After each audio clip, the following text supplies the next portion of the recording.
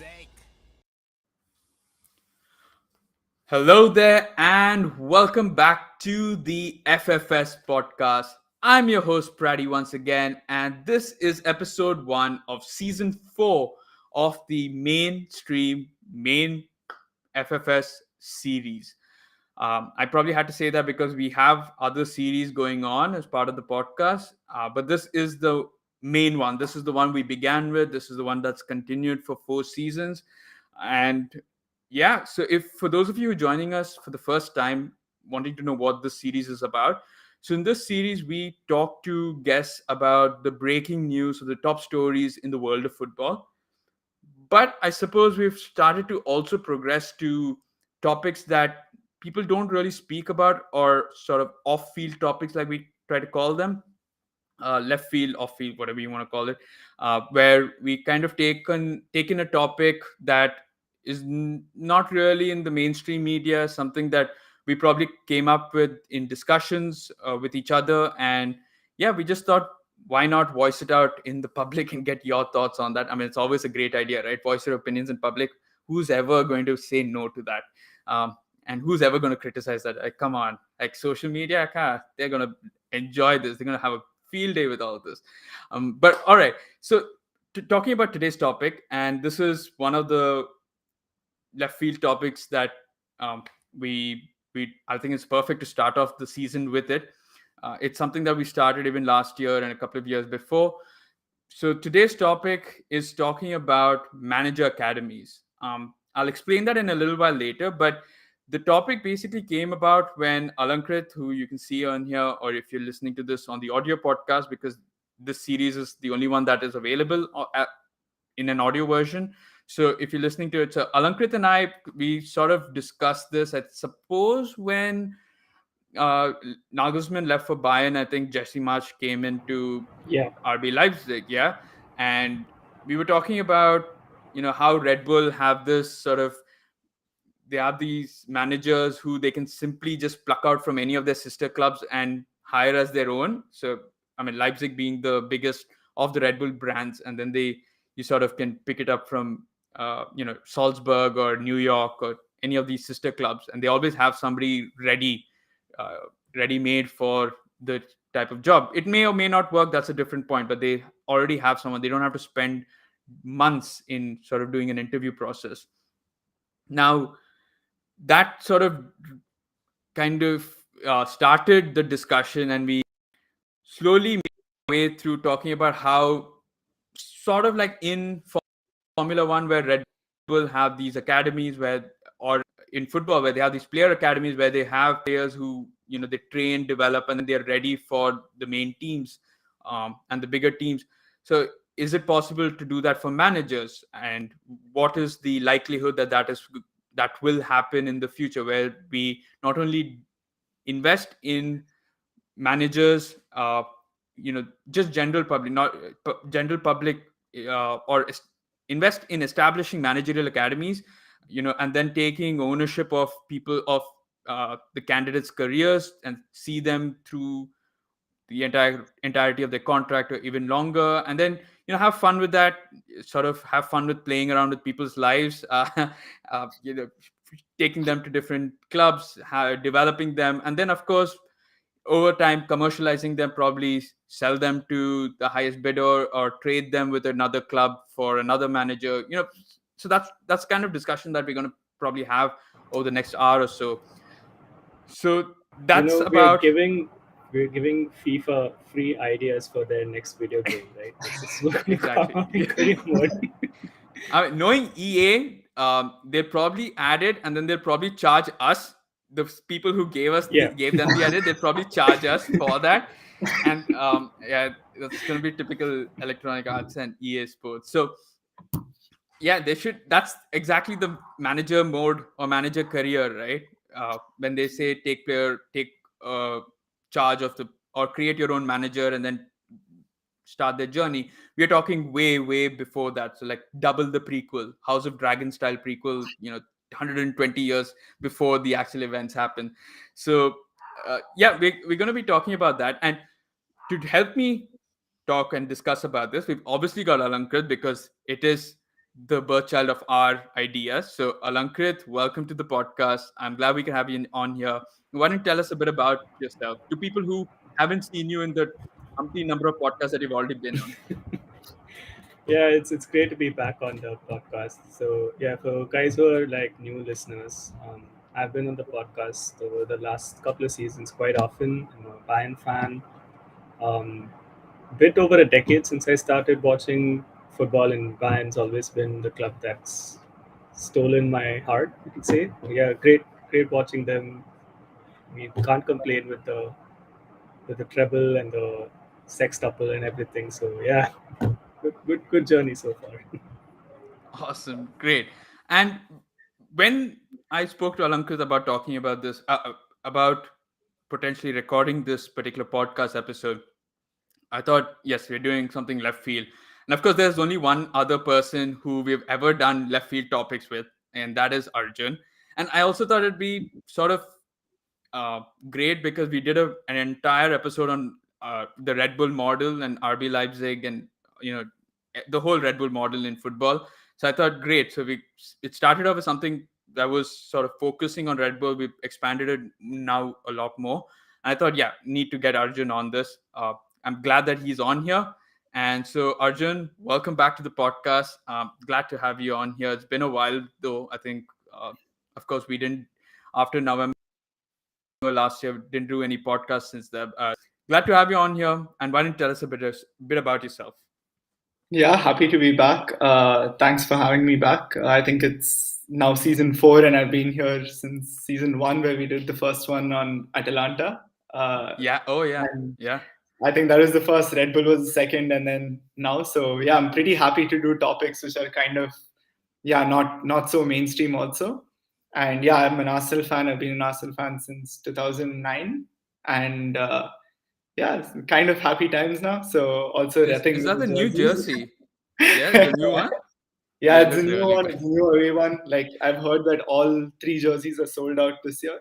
So at least they're doing something right. Yeah, I that no, I mean, come on. This year, it's actually been a decent season so far for Arsenal. I think to watch Arsenal right now, it's not a headache or it's not a burden. And Yeah, yeah, the kits make it even more of a pleasure to watch. I think those three kits were probably the best kits of this year. Even Bayern's were equally good. So I think yeah. I saw um, their Uh, Oktoberfest kits. Those look really nice. oh, those look yeah, so good. I'm like tempted they're to. so good. Yeah, I Yeah. really want to get one of those, but Yeah, yeah, let's see. Fingers crossed. Yeah, then maroon and gold. It's like Gryffindor colors. It's Yeah, so nice. So, last all year right. was Yeah, green and gold, and I think Adidas this year have realized that fans are coming back. So my theory is they've elevated their kit game they've upped their worldwide. game. They've actually upped yeah, their game. Nike, on the other Yeah, hand, is I don't want to say it. It's not been the best year.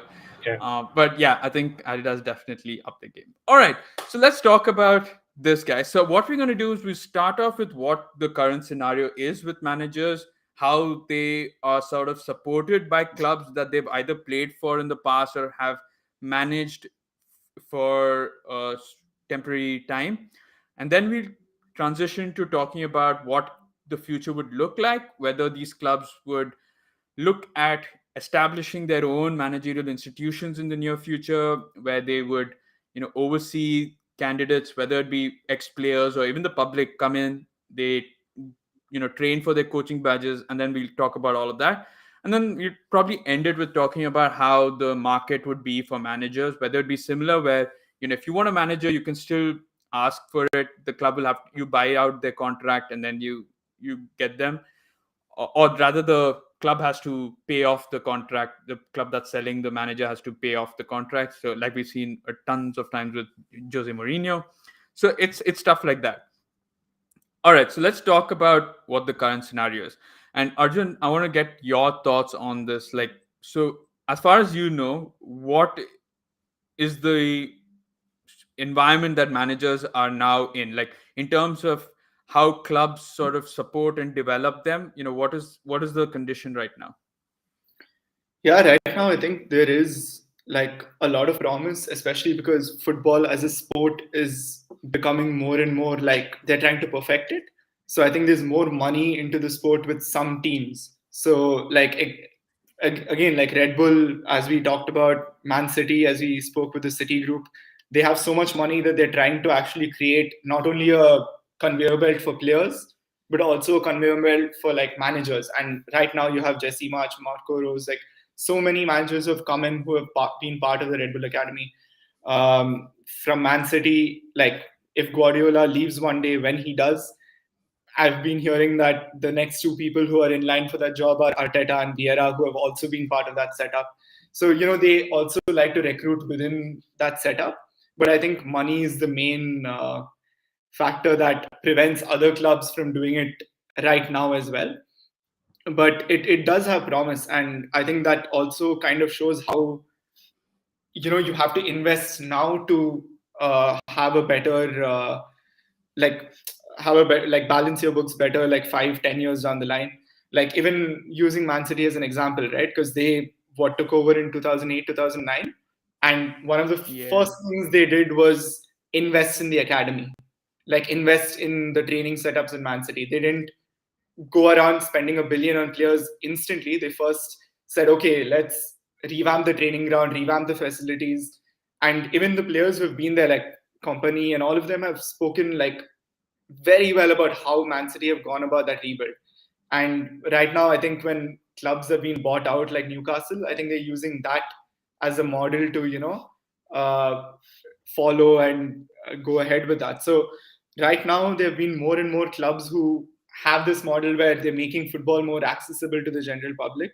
So yeah, you and I can join courses for like any part of football, not just management, but like even if it's analytics or yeah, data or any of this scouting, you can just join. Like there are universities, there are courses where you can go and you can join. And I think it is becoming more and more accessible, but I don't think it's becoming accessible from clubs. Like for example, a Liverpool, Arsenal, or Bayern Munich don't have these systems, as far as I know, where you can directly go and recruit, directly go to their Yeah. academies and recruit like this. But I think there are third party companies who do that. And a lot of yeah, not really management, but even like data positions are kind of remote.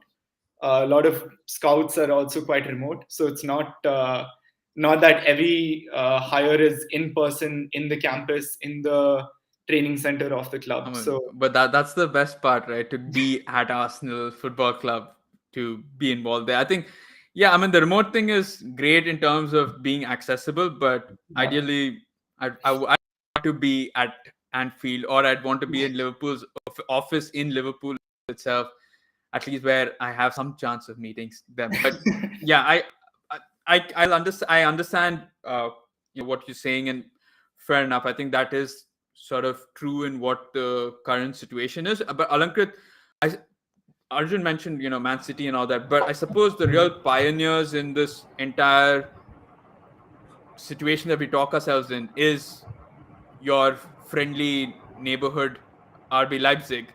Um, Yeah. you know, RB Leipzig, right?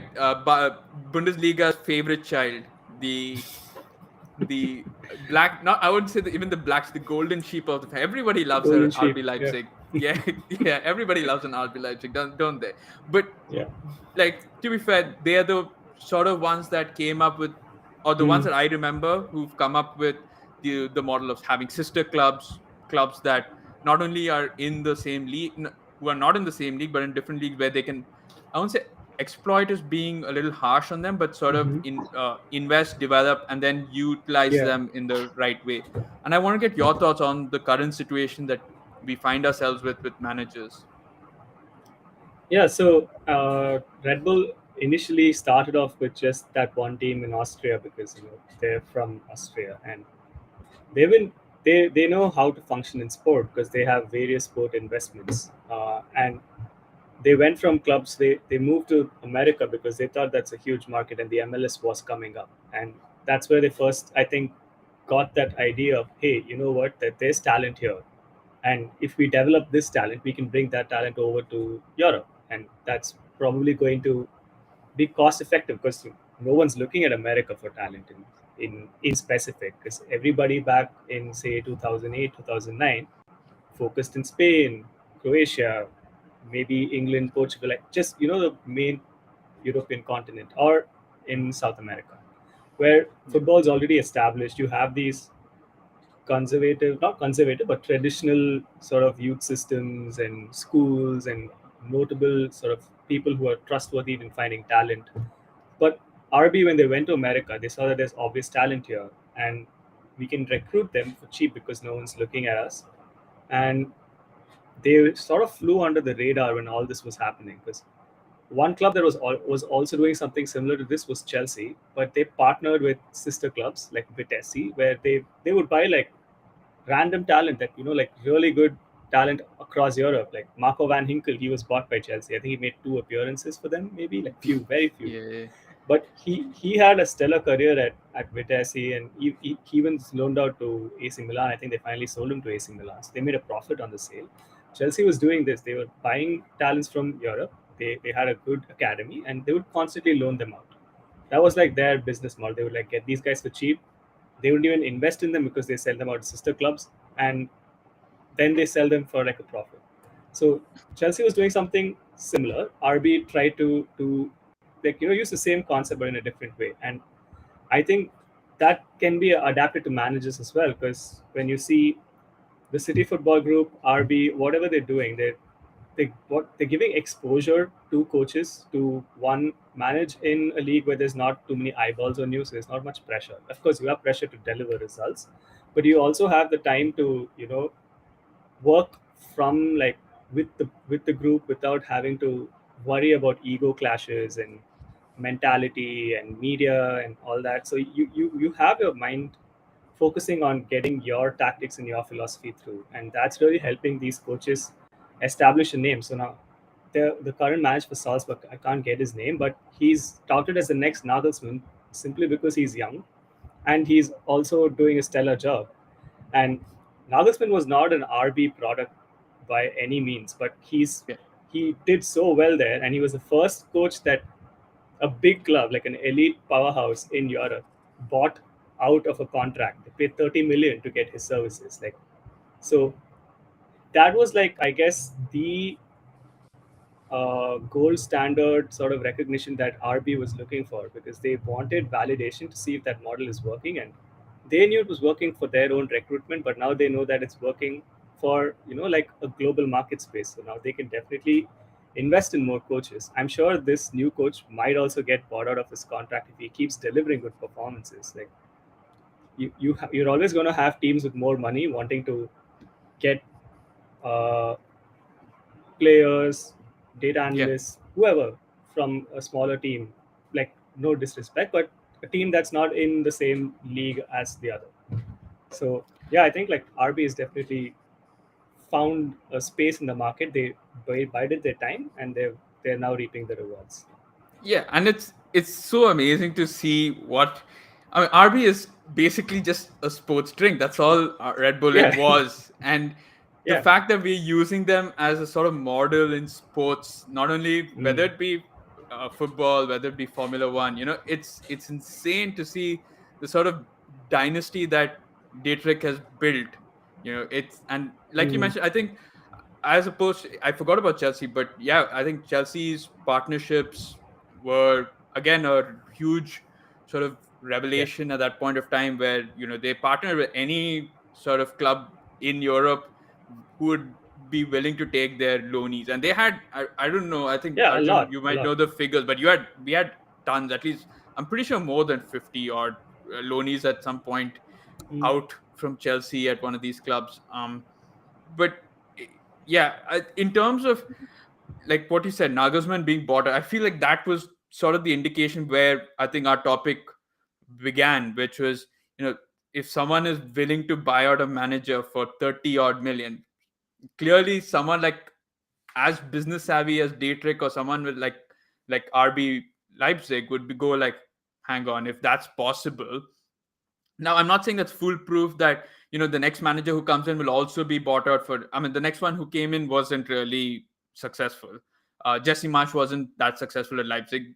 Got sold to Leeds, and I mean, he's doing quite well. He's doing decent over there. Actually, no, they got relegated. So not really. No, they didn't get relegated. No, he's there. No. No, I He's get there. He's confused. there. Yeah, yeah, They yeah. they He's there. survived on the No, last day. correct. Yeah, yeah. Yes, they did.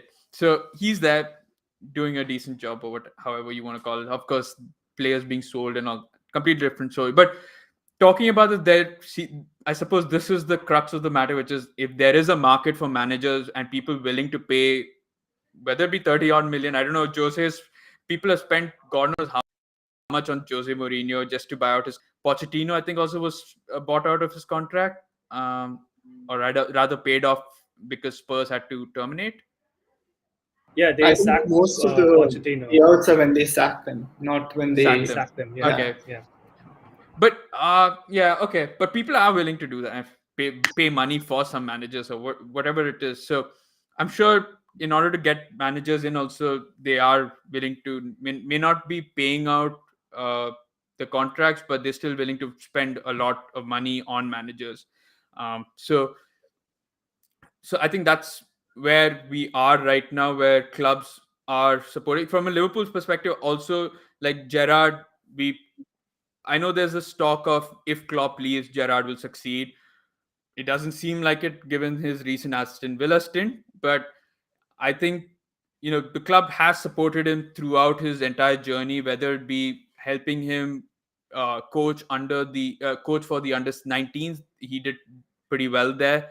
They kind of then allowed him or let him go to Rangers, and then supplied him with a couple of our academy graduates as well, like Shea Ojo went to Rangers, Ryan Kent went to Rangers. So we kind of do help or have kept an eye out for him. Um, Aston Villa, and I suppose Danny Ings going there probably was uh, some sort of help. Coutinho, I don't know how much help we were to that, but I'm sure the fact is that right now what we see are clubs supporting managers, are probably helping them out in some way throughout their managerial career, but they're not directly sort of invested in them. So we don't see Manchester City kind of having a contract with Patrick Vieira saying you are our property, or as in like you are a Manchester City managerial academy manager, sorry, or whatever you want to, however you want to call it, academy candidate. So we tell you where to go, or if you have to go, or if someone wants you, they have to come talk to us. Like he is free to do whatever. But right now, we are monitoring your career, we're monitoring your journey, and if you do well, we'd love to talk to you at that point of time. The same thing with Arteta.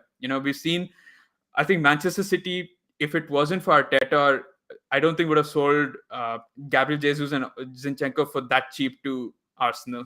um, I think there was probably some leeway. Come on, you got Jesus and some, at least Jesus for what, 40 million. I mean, That I is think a Jesus, like in that situation, he had like 1 year left on his contract. So 40 million in this market for a player with 1 year left is okay. And Zinchenko wanted to only go to Arsenal, like despite other clubs being interested. So I think the price was fair. But like moving like aside a little bit, I think it's more of a win-win from like the club's perspective. Like for Man City in this situation, like to have like a player or manager say, okay, I can hone my skills in the MLS or in Australia, or I can hone my skills in Liga or in La Liga with Girona, and then get experience there where, as he said, like out of the limelight, and then hone your skills a bit more, and then join the jewel that's like Man City. And that's exactly the same thing that Red Bull have done, because so many of their players, they switch from Salzburg to Leipzig, or like other teams in the MLS to Leipzig, and then now Jesse March has taken Tyler Adams to Leeds. So like examples like this, where it's a win for the club that's getting the manager, because eventually they know that it is a set product. It is a verified product coming from a system that can be trusted, because the manager, the players, whoever it is, have learned to play in a certain style, and all yeah, of these teams play in a certain way. So they've been coached that throughout their career, and when they move to those clubs, they expect that. So even Jesse March with Leeds, the signings he has, although he has lost like big players like Rafinha, or who's the midfielder uh, that Man City got, Calvin Phillips, Calvin Phillips. Calvin Like Phillips, yeah, they've signed like very good players. They've signed Tyler Adams, Brendan Aronson. Like these players are actually very, very underrated players who have come to the Premier League, and they are showing, like, they are putting up a very good show right now. Like, if you've watched Leeds play, like, people thought they'd struggle on after Bielsa left, but they've been doing well. Like, Yeah, so respect to him for doing that in the Premier League. Like, definitely. yeah, Yeah, people thought it was. yeah, I think the Leipzig thing was a short stint anyways, and you couldn't really judge him from that. But he done well in Salzburg. He also had Erling Haaland for no. Did he have Erling? Yeah, he did. I think right. Yeah, Yeah, Salzburg had Mane him, Chan, Erling Minamino, Haaland. and all the Yeah. yeah, Yeah, yeah. Minamino, all those I, guys. And I I'm not sure if Sadio Mane was there when he was the manager. No, no, no. yeah, Mane, Mane wasn't. Yeah, Mane was Salzburg, but Mane not was in. Leipzig. Keita Yeah, was, I think, Leipzig. So yeah, so I think yeah. he left So, a long time ago, right? Like Mane left quite a while ago. yeah. I think it was around Salzburg, yeah. 2014 when Mane left Leipzig. I mean Uh, Salzburg. no, Salzburg, I think a little early because he had Southampton that he'd gone to Southampton and then first, Liverpool. Yeah. then Ah, Liverpool, yeah. So, okay. and he joined us in 2015, I think, 2016, 2015, 16, yeah. So, but anyway, like, let's talk, like Arjun mentioned, it's a win-win. Now, from a cost perspective, of course, I know we were talking about um, clubs sort of buying out contracts and all that. But say, for example, there is a managerial academy that's going on with for Man City have a managerial academy of their own, and they are pumping out manager after manager. For them, I suppose there is, I mean, the cost decreases a lot. Yes, you invest now, you save yourself later on. So that's again what I think what Arjun mentioned. So I want to get your thoughts on that, Alankrith, and then we'll probably move on to the next phase, which is talking about where we kind of see it. So, would you agree that like it, these managerial academies actually could just prove to be a win-win situation for everyone? Yeah, yeah, I do because let's take the City Football Group as an example. They have like what, 8 clubs now. Like from when they first started buying a sister club, which I think was New York was their first one. Then they bought Melbourne City. They have almost one in every And then they have focal point. Mumbai as well, Yeah, right now. Yeah, yeah. So one club in every almost focal point. Like there's Palermo, there's Girona, there's New York. I'm not sure if they have one in Latin America, but there's almost one in every continent. So what that gives them is the advantage of say hire like a coach from there into another sister club or help this coach by if he goes joins like for example Celtic's manager right now Ange I yeah, can't post pronounce his last name. something. Yeah, Yeah, he's an Australian guy who managed Yokohama, which is 20% owned by the City Football Group. So now he's at Celtic, and of course, if he ever needs transfer help, he can always approach the City Football Group, scout someone from Girona, Palermo, or Yokohama itself, get that talent on. So the club will support him in his career because they want to see this guy how he can perform with the kind of resources he wants. So once a manager gets the resources he wants, you more or less always tend to do better because you ask for this player, you have that understanding. Now you get him to play the way you want, and it suits your style. So hopefully you're going to get results. More or less, it works. So when he's getting the results, they get to see how he's developing, how he's managing the team, and he's moved from Japan now to Scotland, which is, I mean, it's a slightly better league. So maybe the next time he wants to move, City might be like, hey, why not come join Palermo? Like, it's not Celtic, but it's probably like at a better level, like at Serie A, or come join Girona, it's in La Liga. So you keep moving on, and then he keeps learning. So it's a win-win, and he can take players from Celtic into Girona, or he can take players from Yokohama into Girona. So that sort of network that they establish, it works for players too, because they also get that level up in their career. They get exposure mainly, and who knows, maybe they may not move into a City Football Group team, but they can move to another team which is probably also in the limelight. So it's like a platform, like think of it like as a it's like a physical LinkedIn that's just really in front of your eyes. That's what's exactly happening here. yeah. All right, so let's move on now to the concept of establishing your own managerial academy or an academy for managers. Arjun mentioned like there are currently now only third party schools and colleges that offer not only for let's only stick to, I know there are like courses for sports data analytics and all of that, but we're talking about managers. So there are certain certified, FIFA certified or UEFA certified accredited I nearly, I knew I was going to mess that up, but accredited um, like universities or institutions out there that will, that you know that if you go in there, you are not only like not guaranteed, but you know you're in a official setup where if you're going to earn your badges, they are, they are at a certain standard that is acceptable to every club out there.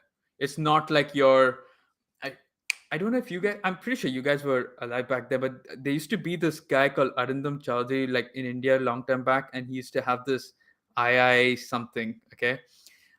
And it was the most shadiest of institutions back then. But it kind of, presented itself as like the IIM of Bangalore's, like the Indian Institute of Management, but it wasn't. So it was not that. So but if you're going in, so there are already these third party setups now there. Now I suppose we will probably look at it from 3 points of view. So one is the club that is going to set up these establishments. So what is the benefit that you're going to get? What are the expenses that you're going to incur? Of course, there are a lot of these expenses in terms of, you know cost of building something like that, getting the accreditation. I don't know how difficult or how easy that is, and whether they actually are, if people or candidates going into that are actually worth investing in. So that's, we talk about that. So that's from a club that's investing. We'll talk about the clubs who would probably benefit or not as a result of uh, not being able to establish those institutions. So even clubs who are probably lower end of either the Premier League or any of the leagues, right? Like the smaller clubs, the less financially rich clubs who cannot afford to not only establish their own but even invest in these in already existing institutions. So how are they going to benefit, or how are they going to lose out on? And the third one, are we going to talk about the managers themselves as to what are the benefits that they can see from joining a club established institution, or what are the costs of it? All right, so let's start off with talking about the club itself, the main club who's going to set it up. So whether it be RB Leipzig, whether it be Manchester United, okay, actually it's not going to be Manchester United, but let's go be Manchester City or Arsenal, uh, or Chelsea. So or even like a Bayern Munich, Barcelona, Real Madrid. Okay, Barcelona again. I mean, financially not the greatest right now, but say one of these clubs opens it up, right?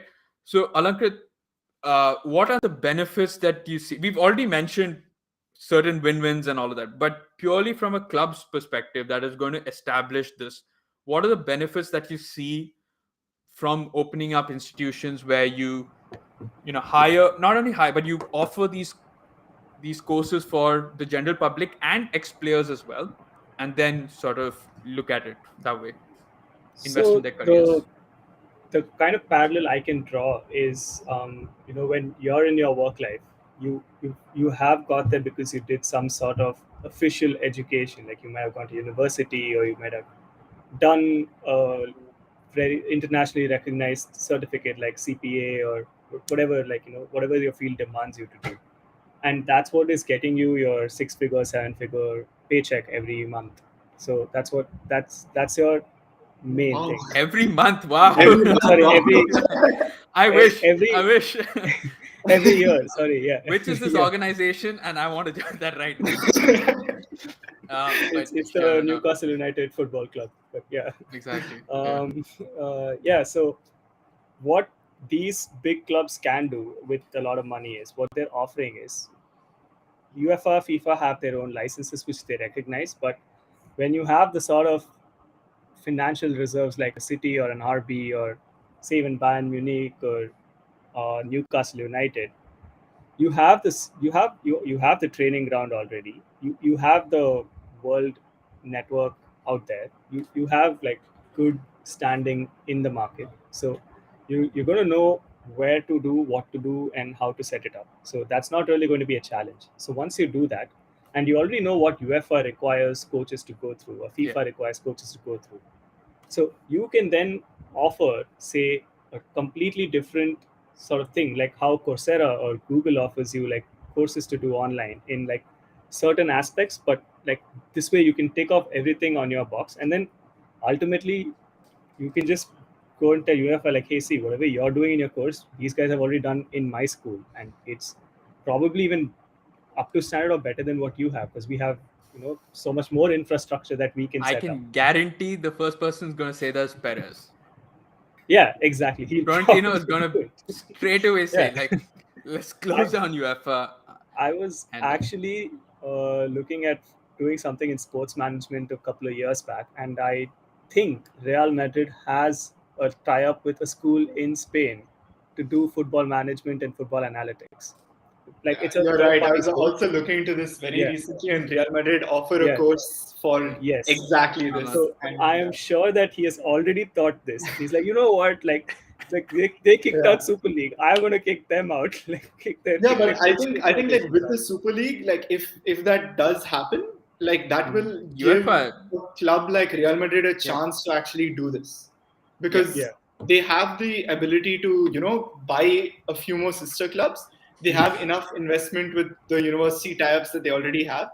Yeah. They need, and also like if they don't offer a course for being first team manager, they offer a course where Yeah. even managers get like, okay, they either specialize in sports medicine or scouting, or Mm. they specialize in one of yeah, those areas, plus they yeah. obviously have like Yeah. their coaching badges and their licenses that they need to go through, and Exactly. then they can do this. Actually, there's a very interesting trend where, because as I said initially, like football is becoming so tactically like sound right now, players also need to be so like intelligent Yeah. to go to the Premier League and be in that level. So recently, like 5 players of the Belgian national team got their coaching badges. Like Yuri Tielemans got his coaching badge like Wow. last month, He's and he's yeah, 25, okay. 26. Wow. Yeah, yeah. And Tommy Asu at Arsenal did like a summer coaching session back in Japan. So like these like players are also like realizing that, hey, after this I have a future in coaching. Like it's really incredible to see how those guys are trying to also gather all their knowledge from playing and put that into football. So I feel Yeah. in the next few years, like managers, first team managers will be ex footballers. The support staff will be people who are outside football.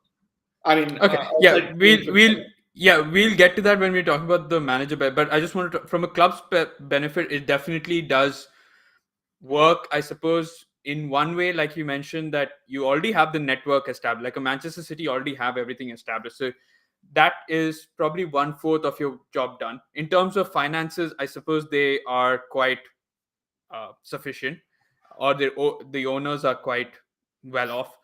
The same to do with Newcastle. United are well off. It's just that they may not want to do it. Then Chelsea are okay. The Premier League, the Bayern Munich is a different thing because it's the 50 plus one. But RB definitely has.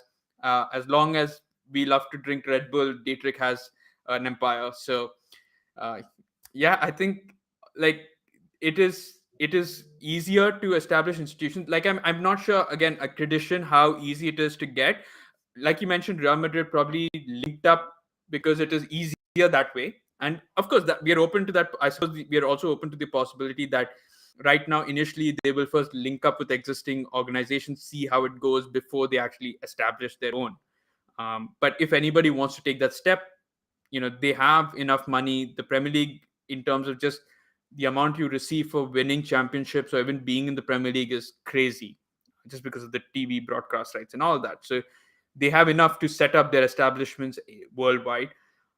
Arjun, I just want to get your thoughts in terms of the managers that they get, right? For the clubs, that the managers that they get with the network. Do you think it's going to be easy to find places where they can sort of coach? Because there are, as people or clubs start opening up academies, more people start becoming coaches. So there's sort of more supply, and then the demand remains sort of constant because there are only so many football clubs.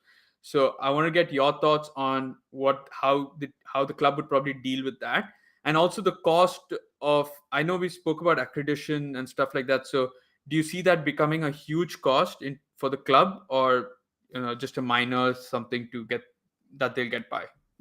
I mean, I think even with the money in the Premier League now, like I don't think they can do that. I don't think they have the resources to open up an academy like right now.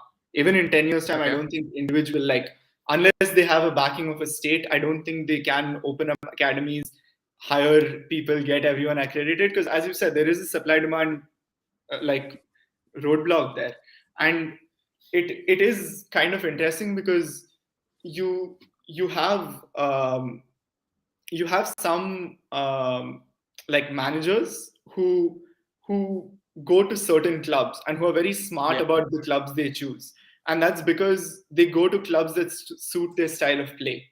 Now imagine like an individual who has no experience in football. He goes into an academy, he learns the trade of that academy.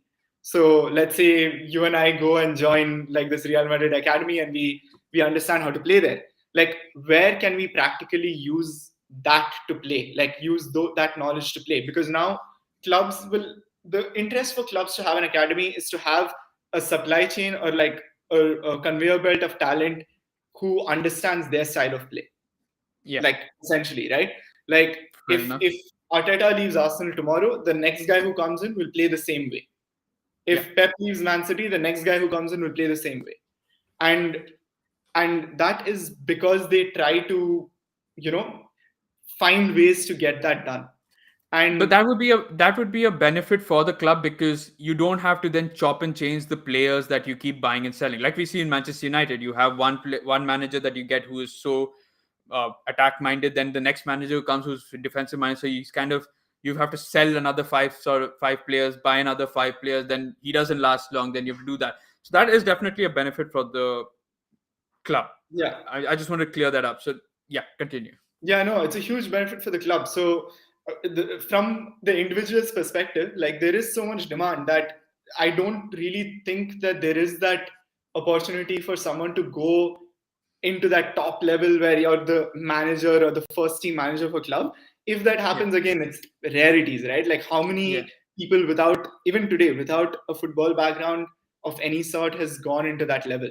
So I think there are a lot more opportunities as football continues to perfect itself, for support staff, for the physios, for the medical team, for the analytics team, like all of these roles to be handled by people who are not into football per se. And that's Okay. where I see, you know, the huge market growth and the potential, not with first team managers. First team. Fair enough, because I feel like like you also mentioned, like if we were to go to Real Madrid's academy and start training, okay, and get used to playing or be trained in Real Madrid's system of or style of play, there are only certain clubs in the world of football where you would actually work well, or where it'll work well. So uh, the cost of for the club is that I am investing so much in training people.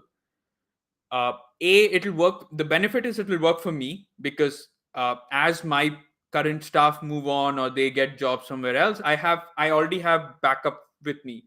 But the problem is, if I'm happy with someone and there is a long gestation period, say for 5-10 years, people are still getting trained. So I have to find places where they will actually, you need a return on investment, right? That this is economics 101, where you need a return on investment. So I need to find clubs where they will suit their style well. If they don't work out, then it's my headache as a club who is invested in their entire career or has got a contract with them, that I have to then find a better place, or help them find a better club where they can fit in. Yeah, Or I have to be well enough where a club is you know has is ready to buy out the contract that the manager has with me, and I'm willing to sell him because it's not working out. So it is like a player where I have to the player academy, where I have to find the right club for the right player, because I also want him to grow, because I want then him to come and join my club. But at the same time, if that doesn't happen, then I need a solution, and I feel that is the cost. And Alankrith, would you agree with me there? Yeah, I definitely do agree because you can only have one head coach, and you're gonna give your head Yeah, coaches time. So yeah, like but even from you, a you wouldn't support staff, know. right? The head coach. I know we talk analysts probably have. There's a lot more demand for it More because scope, you need much you more need a scope lot. as an analyst. Yeah. Yeah, but even for like a support staff, managers come with their own Mm. set of Yeah. whatever. So, See, set team. Yeah. But that team is not just a sure. core team, right? Like it's not like they bring 50 people with them. It's just a core team to Just like dictate 4 or 5 members. the way the manager wants to put his stamp on the club. True, but that, like I said, the other one, sure. I mean, for data analytics and the other support stuff, it's a huge benefit for a manager, for a club who's invested in something like this. The cost would be for the first team and that few bunch of people who you're not able to easily replace, or you need to find the right club for. So the cost is, and that probably is a good thing because the cost is then limited to certain roles only. Mm. Um, But yeah, so it's I also something that I'd say is like a risk reward sort of thing. So, for example, take the City Group again. They have like this is probably the best example because unlike RB, which just has like 4 sister clubs at the moment, City has yeah, a lot more. So yeah, what they've done is they have a much wider network of a conveyor belt coming in. So they are willing to take that much of a risk to see who actually fits their crown jewel. So now that if Guardiola leaves, they might try a Vieira or an Arteta. If both of them fail, they probably try an Anga because again from there, and that's where they keep coming in. But once one guy succeeds, he succeeds to a certain extent that they could probably recoup the amount that they would be losing out on certain talent. So I feel like there is a yeah, risk reward thing that they're playing for because how many yeah. people are going to succeed at the top job? Like it's not going to be Yes, the easiest thing to do. that's true. Yeah, and I suppose the ones with the largest network, for them it's more of a Mm. benefit opening up things like an Yeah. institute because they have more. Say for example, like we said, the city groups got everyone. So if they train someone, they can send them to the Mumbai City FC and ISL. Mm. Say go out there, prove yourself at least in that league. Yeah. If that works well, we move you up a step up the ladder, and then let's see how it goes from there. But like you mentioned, I think not everyone's going to succeed, and that's the sad fact with football manager roles is that no matter, even if you train them to the best of their capabilities, some aren't just going to work out. And I guess in that case, for them it's lucky you have somebody else in the pipeline who you can replace them with until you reach the right person. But it's the people who fail. If you have the reason what I'm saying is that the people who fail, you have a contract with them, so the cost is going to be trying to find them, either pay out that contract and say, okay, you're now a free agent, go find yourself a place, or you have to take that burden upon yourself to do that. And I think, like Arjun mentioned, I don't know how feasible that. Certainly not feasible anytime right now, where they're going to start their own. But if they're going to invest in in an existing academy, like how Real Madrid has done, I suppose that is a starting stone for them, or a starting step uh, in this direction that we're talking about. Now let's move on to the next bit, which is the the clubs who can't afford to do this. Um, in this scenario where City has established their own academy, but Leicester or a new West Ham can't afford to do it, and so they're now the buyers of these managers, or the ones who are looking out for coaches. What is the benefit that they get, Arjun? Like, if say a West Ham United is looking for not only a head coach but even a support staff or anything, what is the benefit that they get from say a Manchester City or a Liverpool having their managerial academies out there? Yeah, Do I they think get any benefit? yeah, I think they do because like I mean you use West Ham, but I'll take another Premier League club here, Brentford. Like Yeah.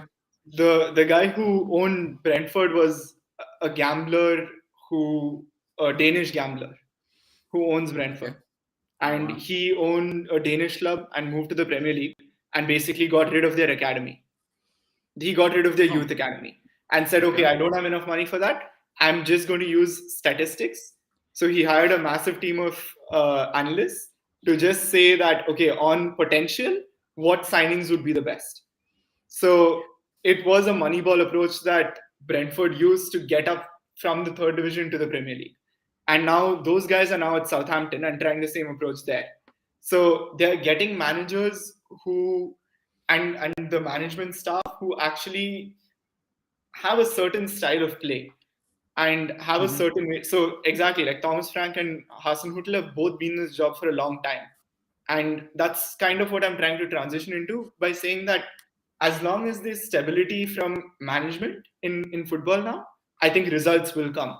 Like the two most successful Premier League teams in the last decade are Man City and Liverpool, considering the style of play. The And their managers have Yeah. been there for 7, 8 years. I don't Yeah. think they would be like after today, like I hope there wouldn't be any more like sackings in the top six in the Premier League because yeah, I think all teams look pretty stable and have chosen a direction which they're going to. Even like these kind of clubs, the smaller clubs, if they get managers from somewhere else, they have the ability to choose the style they want to adapt to their team. So let's say now with Hassan Hotel, he's someone who's very renowned for like bringing in talent and trying Yeah. to adapt his style of play. He's very like yeah, malleable is not a nice word to use, but he's very flexible with the way he wants to uh, like set up his team. So before they had like a counter press system, and this year he's like, okay, calm down, that's not working. We're getting beaten like badly in some games. Let's not do that. Let's play a bit more controlled, a bit more reserved. So right now Southampton are playing that way, and I think they're Yeah. playing okay. Like for someone who's starting up in a new style of play, so to speak. Yeah, I So mean, there's a reason why Twitter has a handle saying Southampton been beaten 9-0 or something like that yeah, today. Yeah, exactly. yeah. And despite that, the owners is sticking with with the manager, and despite Yeah. there being a change in ownership, all of that, and that's because they want stability in that way, and that's how you get results to come. Like even Brighton, like their manager left unfortunately, but they also use a stats based model, and I'm sure Graham Potter's like long term replacement will be someone who fits that model and suits the players. And the way they recruit is Yeah. incredibly smart. So clubs like this are finding ways, like the clubs who don't have that much money are finding ways to be like efficient and optimal, and that's where the gap is also getting bridged to the top six. Because if a Okay, club like so Man United, sorry to interrupt, but like if a club like Man yeah. United wastes money, right? Like let's just say wastes money on recruitment, and a club like Brighton are incredibly smart, where they sell their left back for 60 million and buy a even better left back for a fourth of the price. Like that's just smart recruiting, and you build a better team, and you can bridge that gap to the top six. So I think it's So very beneficial for smaller teams as well, to oh, to have managers from bigger academies coming in. okay, all right. Now another way of that I was thinking of how they could benefit, and Alankrith, you could agree or disagree with me here. So, uh, no, now I forgot, lost the train of thought. But say, for example, I suppose, like adding on to Arjun's stability. Okay, let's talk with this.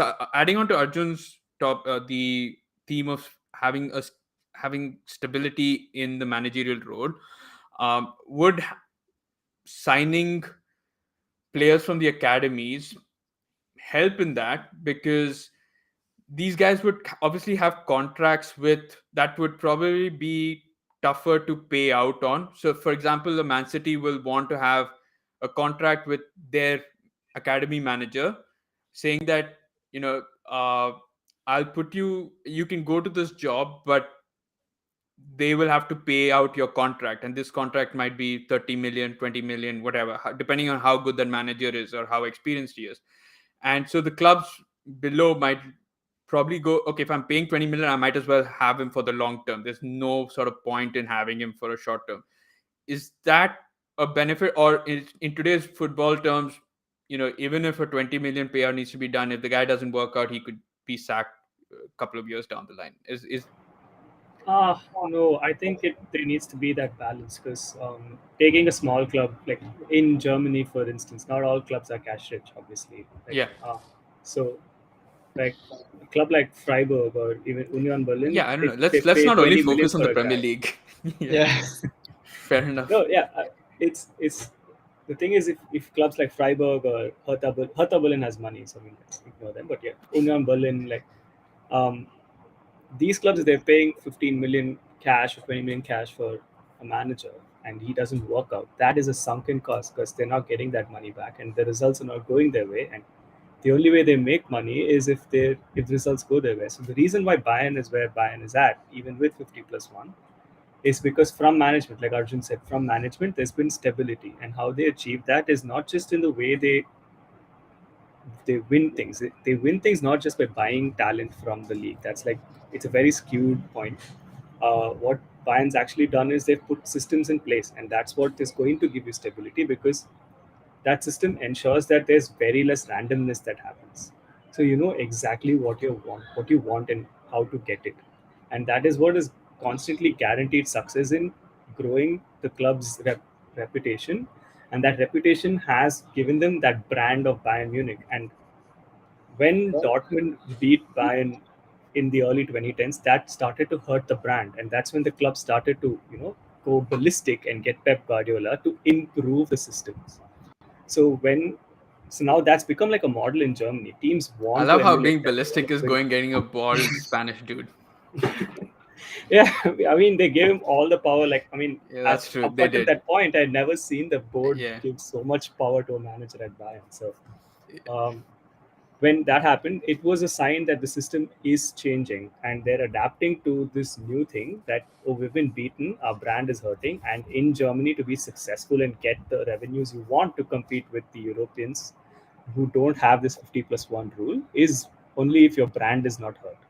So now Yeah. that has become the model in Germany for other clubs, that only with good results do you get that brand built. So Union Berlin seems like this really cool underdog, happy hipster team that you want to support, Yeah. and they would love it. And if that team hires someone from say the City Academy for 15 million and he flops, that starts to hurt their brand because it will hurt their results. So they're going to lose money from the next year's TV deal. They're going to lose players out to other clubs, and they're going to lose the brand that they've started to build.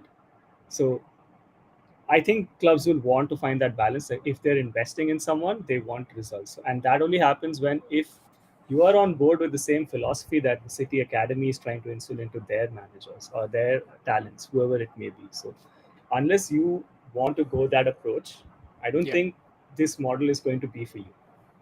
Yeah, Fair enough. to add to that, like even the individual in this situation, like is not going to agree to a very high like release clause in their contract, right? Yeah. Because if you're an assistant manager or one of the assistants in Man City, you're not going to say, okay, I want to be paid 20 million. I mean, I would agree to be a club to Yeah. pay me 20 million to be bought out because that's basically just like limiting your opportunities as an individual to go to clubs. So I don't even think the highest any manager has been paid out or bought out has been more than 20 million now. I'll be surprised if it was. 30 Uh, was Nagelsmann, I 30 think, is right? Nagelsmann. 30, yeah. Nagelsmann was 30, yeah.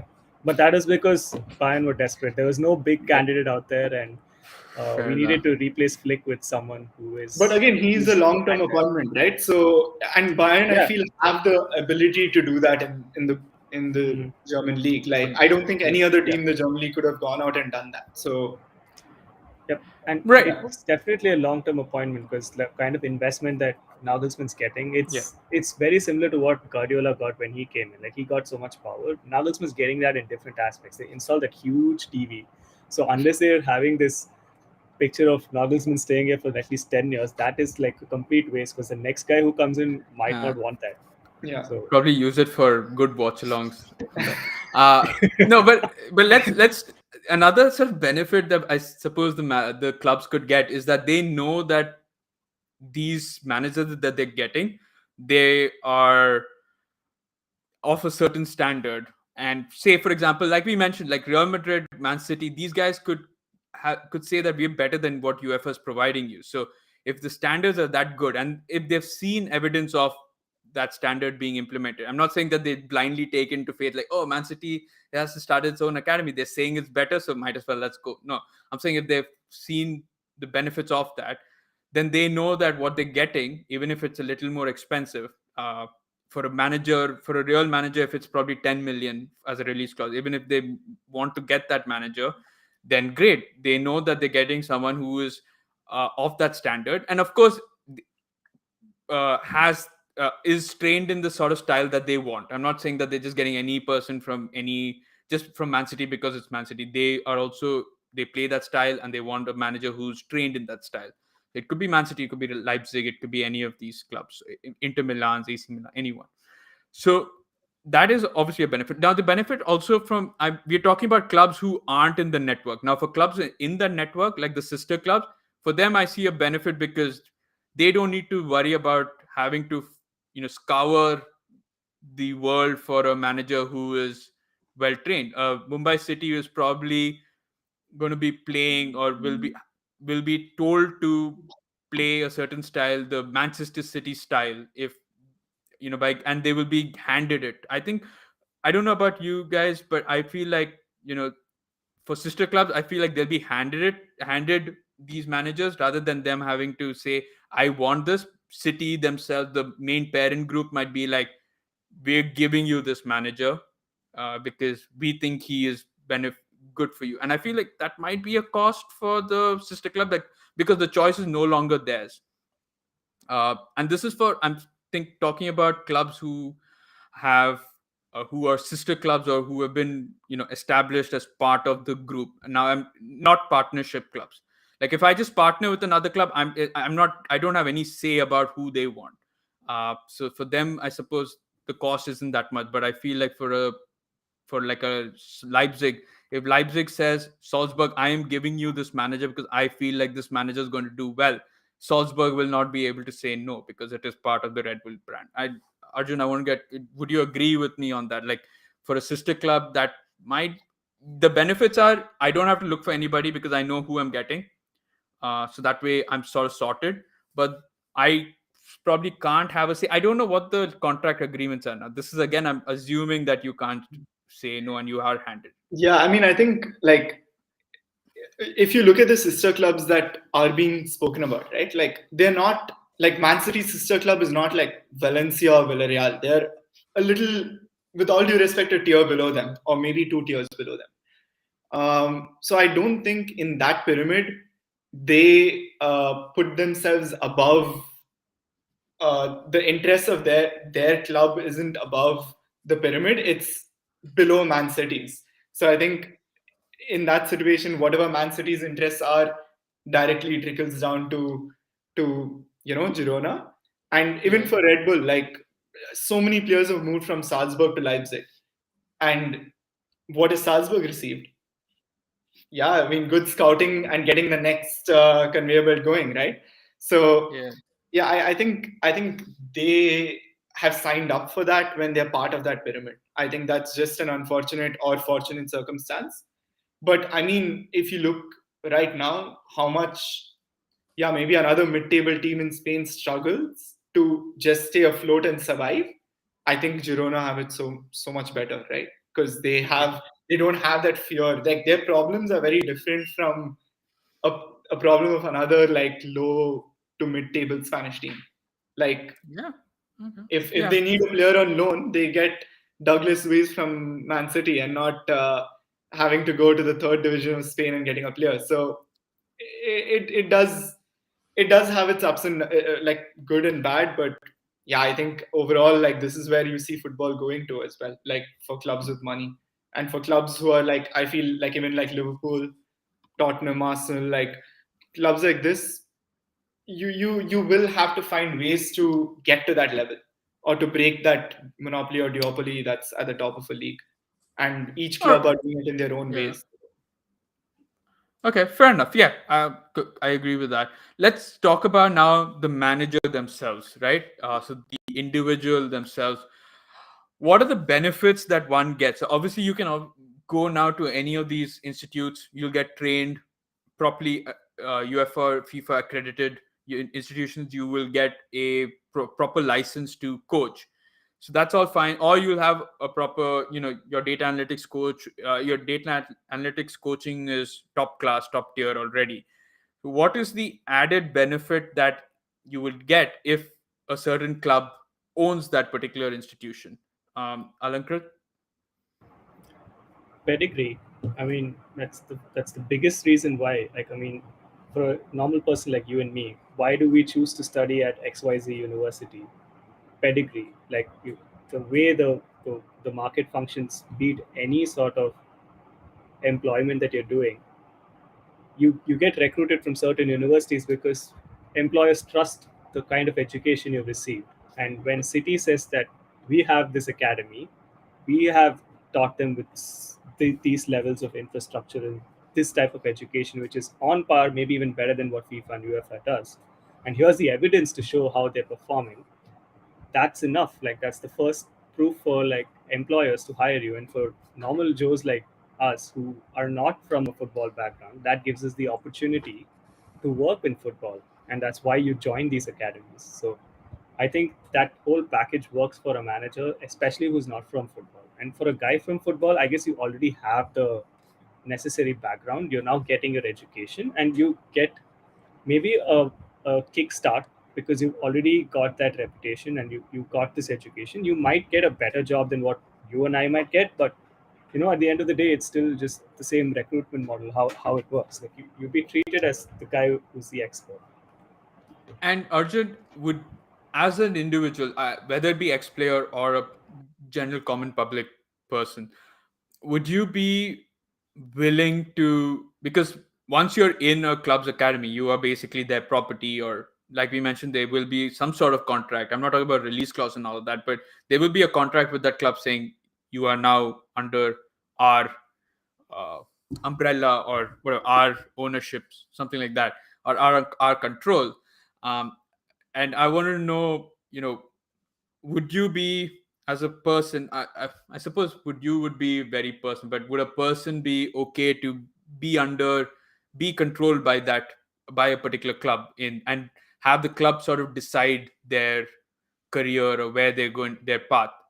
So that's, I suppose, going to be part of the trust process that an individual has on the club. Yeah, I think it depends, right? Because like if you're part of an infrastructure within a club, it's in the club's best interest to see that you do well because Yeah. they get money from you from another club who wants to eventually buy you up, right? And from a club's perspective, I don't think any club will want to keep someone who isn't doesn't want to stay there at any level because that just creates like a clash, and I think no one wants that, especially in a professional organization. So especially in like management, high-ish management levels, I don't think anyone would do that. In fact, like I think because this industry is kind of newish, like 30 years ago none of this existed, right? Yeah. Like because it's kind of newish, I think people look for support more often than dividing. Like they try to, like Jesse March has done lectures with UEFA or something recently. So it's not that he's still within the Red Bull model and not sharing his knowledge elsewhere. So I think that isn't really something of a worry for a candidate, especially because you are getting the best like resources. It's like any of us joining a university, right? Like if we are not happy there, we have the choice to go somewhere else. Or if we do so badly, or if we're so unhappy where we don't want to, we just drop out and don't continue that program. So I don't think it's to that level where, yeah, I mean it hurts individuals because at the end of the day they get access to more information and they get opportunities in football much easier. So I think the only benefits from any of this, from opening up knowledge gates, you can call it. Yeah, fair enough. Uh, all right, now let's end this particular segment with the most pertinent question, which is, if would you enroll with a a, a club established institutions? Why? If yes, why? If no, why not? Arjun, let's start with you. So, would Arjun Raja enroll himself into an Arsenal established institution? Not only, I'm not talking about like for first manager, first team manager, but for even like a support staff. Would he be okay to enter it with that, that sort of, I wouldn't say I mean, control, I but understand what you yeah, mean. Like, I get yeah, your question. Like, I think I would if that exists. Like, I don't think that exists right now. So obviously not. But like, if a it's all structure like that hypothetical were right to now, but exist, then yes, yeah, like definitely. Because I think specifically for Arsenal, like not to drag on too much, but for Arsenal, like they have a structure right now in place where they're communicating better to fans what they're trying to do, and with that infrastructure comes like some sort of assurances.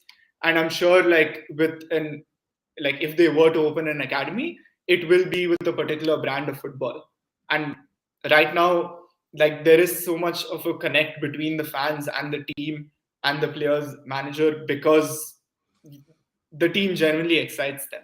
So I think going to an academy like an Arsenal academy will definitely be beneficial for managers, because there is a very established academy already for players, and that is quite successful like today. So I don't see why not, if that were to be in a managerial uh like parallel. okay, I want to continue on this. Say a couple of years ago when things weren't rosy, would you have still gone in with it just because like everything's established? Like say for I would have example, gone yeah, in. I think.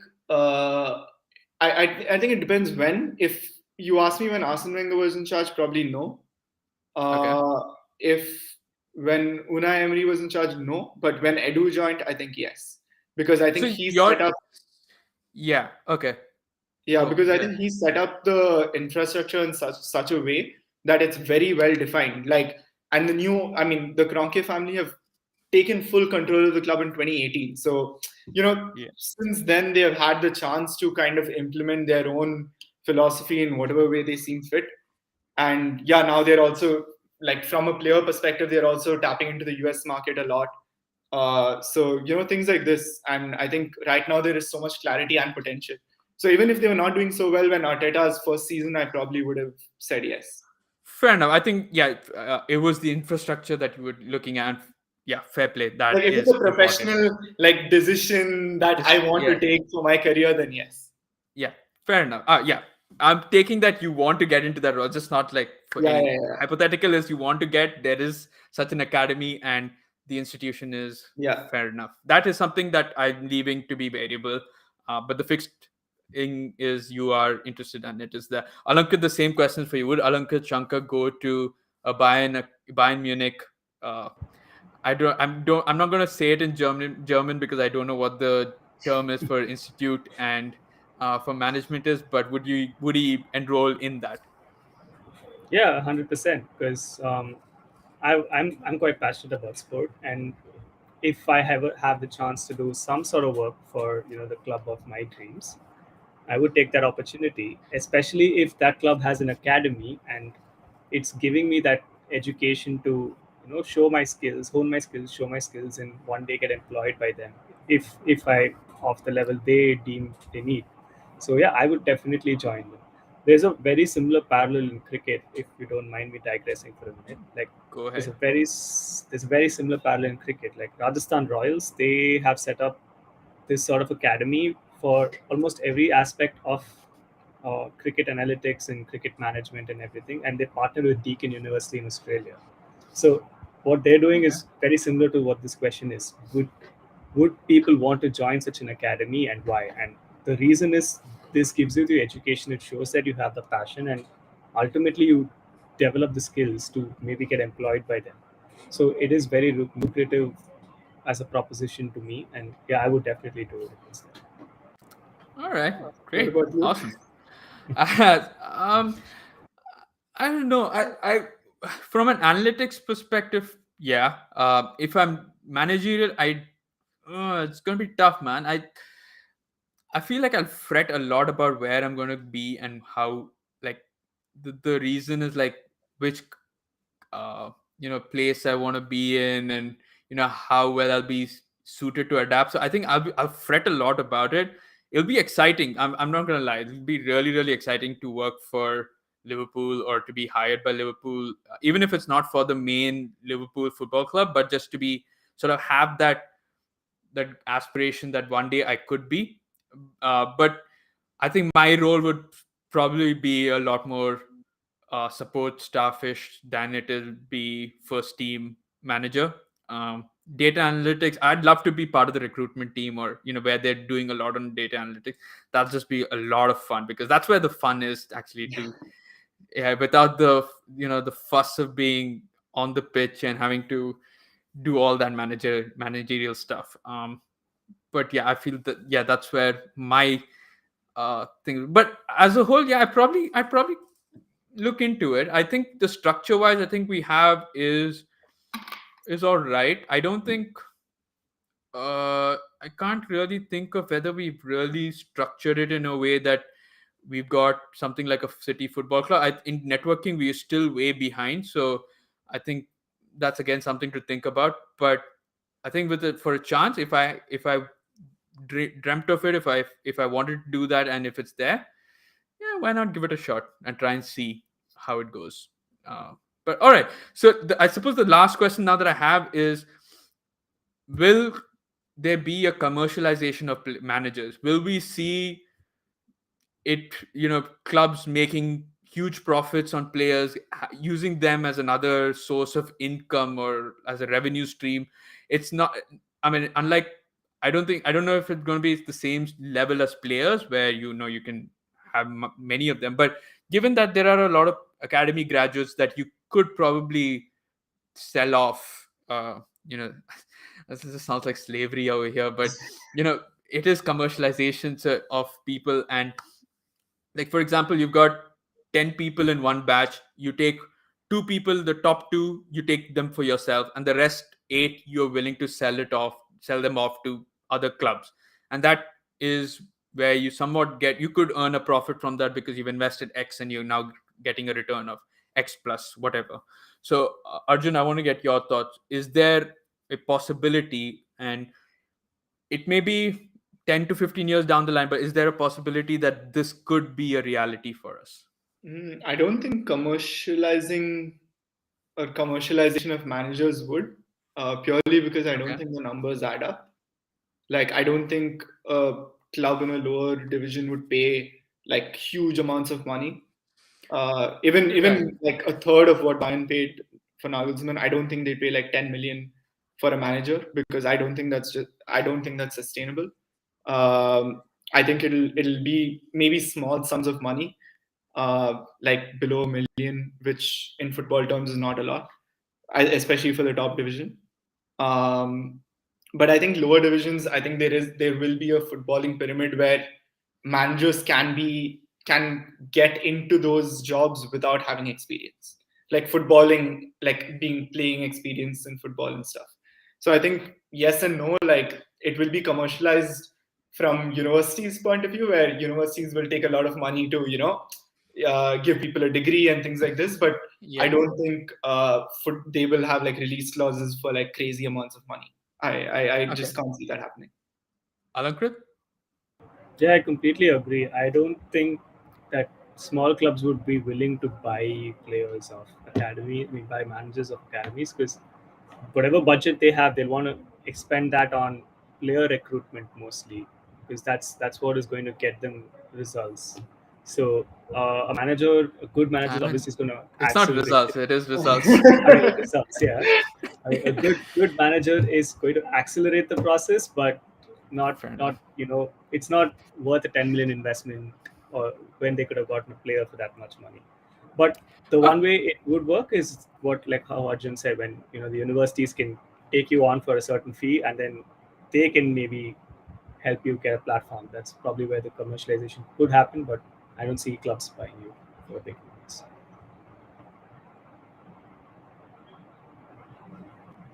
I think he's stuck. Yeah. Yeah. Do we carry on this without? I'm not sure. Uh, Yeah, we'll give him a yeah. minute. yeah. Hi. Yeah. He's back. Yeah, he's back. Yeah. I don't know. Just completely. This is the second time it's happened during this where it's just completely blocked off. But all right. So I said this was the last question, but actually something just popped out. Popped into my mind. Uh, it shouldn't not have said popped out, but yeah, popped into my mind. Now, uh, we spoke about clubs, establishing institutions. What if the Premier League themselves were to do? Is that a possibility? Like the Premier League, the Bundesliga have invested in one probably Premier League academy where any of these clubs could probably hire from. The Bundesliga does the same, and La Liga, like the leagues themselves, have these establishments. Alankrith, I want to get your thoughts. Is that, I mean, something that we haven't sort of I haven't thought about? Maybe you have, but is that something that could be possible? I can see an attraction to it because it it probably is more cost effective for them because they could get these guys trained up to a very good level with the philosophy that they want the league to play in. But again, that's not going to work in a league wise sort of mentality because you're not going to have all 20 teams or 17 teams playing the same philosophy. Yeah. Like, you have AS Roma in Serie A who's still playing the Jose Mourinho type, like defensive counter attacks. And then you have Atlanta who's like completely different, like the opposite end of the spectrum. So there is an attraction to the league setting up an academy, but they'll have to have different philosophies working in it. So then maybe you could see that you have a pool of from where you can recruit talent, but like I don't see it like working if it's just one philosophy. Probably they have an academy just to hire England for their national team. So Yeah, England maybe. FA has. Yeah. Yeah, or they set up 20 different academies for 20 different styles of play out there.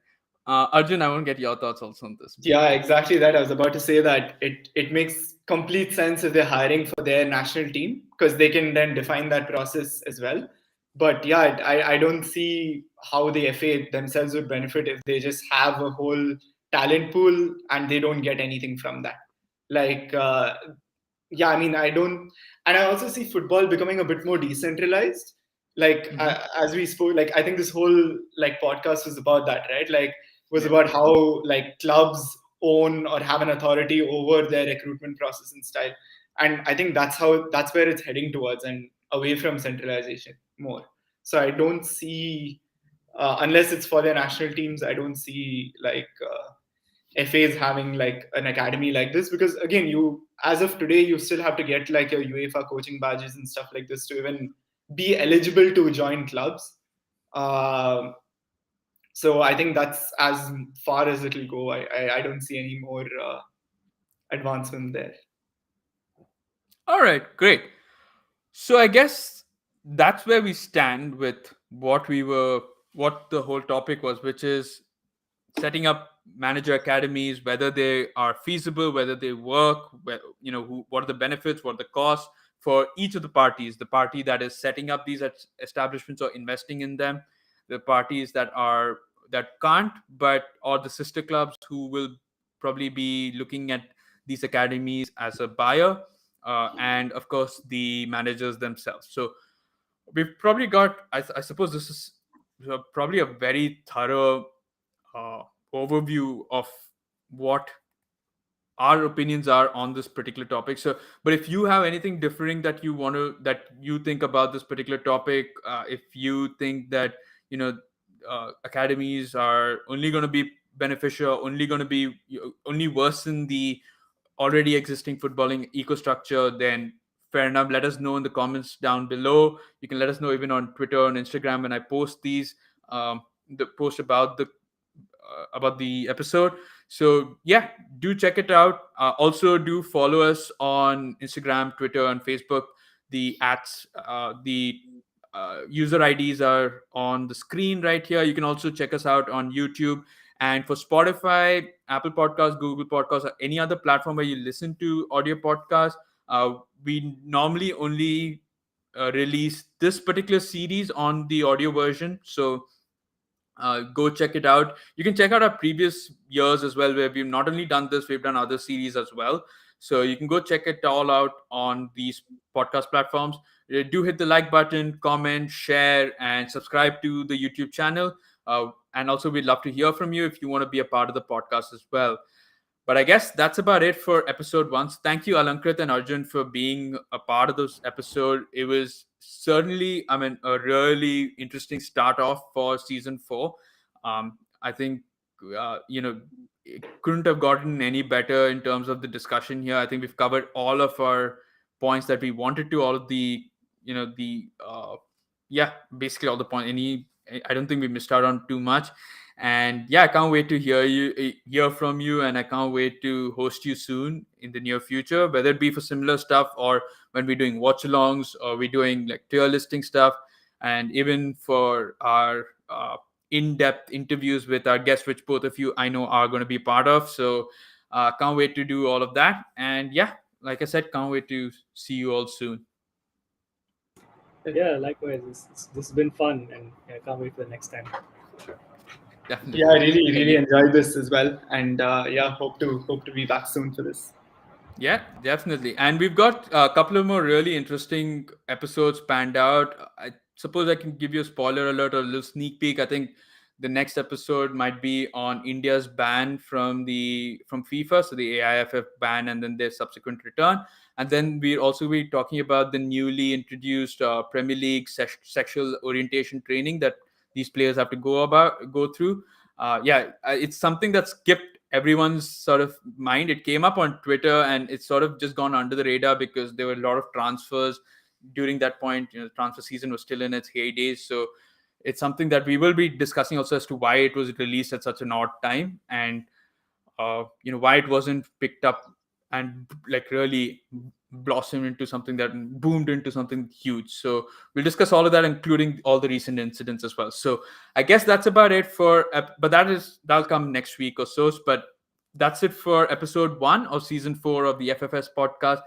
You've been fantastic. I'm your host Praddy once again. You take care and see you.